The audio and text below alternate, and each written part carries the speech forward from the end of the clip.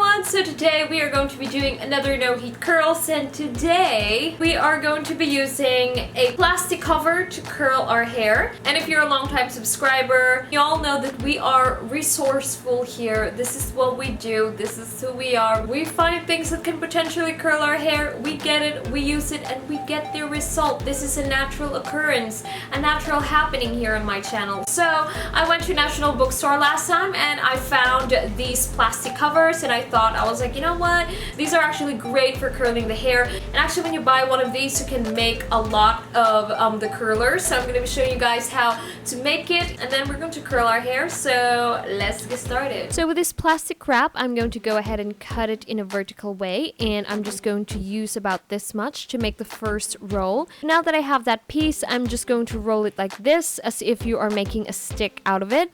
And then after that, I'm going to be securing it with the tape on the sides, just so that it won't unravel, and so that it'll be easier to work with later once that is done. And I made 8 of these for my hair. Remember, if you make smaller rolls, you'd get tight curls later. However, if you make bigger rolls, you are going to get more of a loose waves after. So I'm going to be using a hair mousse all over my hair instead of dampening my hair, just because I find that the curls or the waves actually stay longer if I use a hair mousse. So I'm just going to go ahead and take some and apply it on my hair. So I'm going to take a section of hair and wrap my hair around it, just like you would do on a curling iron.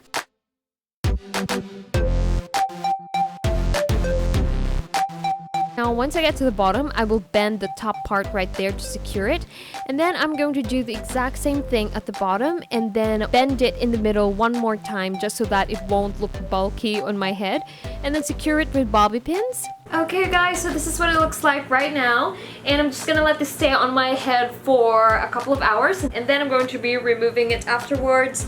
And I'm going to be revealing to you all what it looks like. So after a couple of hours, now I'm just going to go ahead and unravel the first wave, and the wave looks like this. Now what I do like about this curling technique is that you don't get that much frizz when I use these plastic wraps.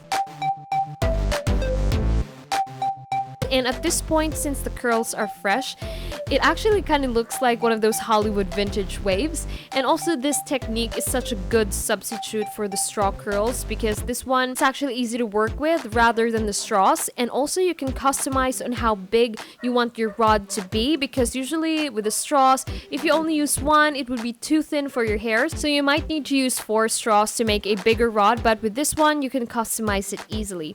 Plus, these waves are so bouncy, and this is what they look like right now.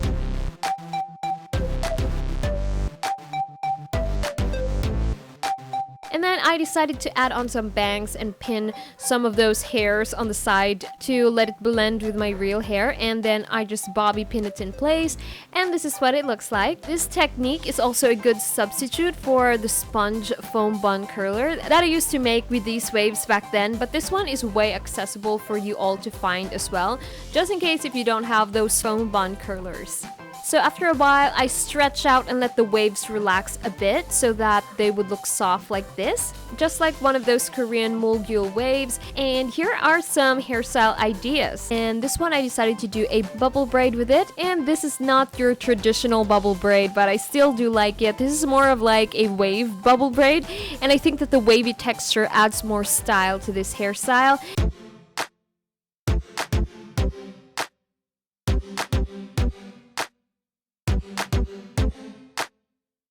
And the other hairstyle is to do a messy fishtail braid. So if you guys don't know how to fishtail your hair, I have a full in-depth tutorial about it on my channel. And also with this, since I'm aiming for a kind of like a messy look, I'm not worried about making it too tidy.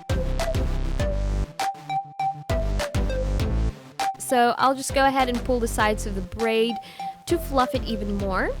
So it's going to look like that. And I always like doing fishtail braids on my hair when my hair is wavy, because it adds some texture and volume to the fishtail braid. And this is what it looks like once it's done. So that is it, you guys. I hope you all liked this video, and if you did, please give this video a thumbs up, and I will see you on my next one. Bye!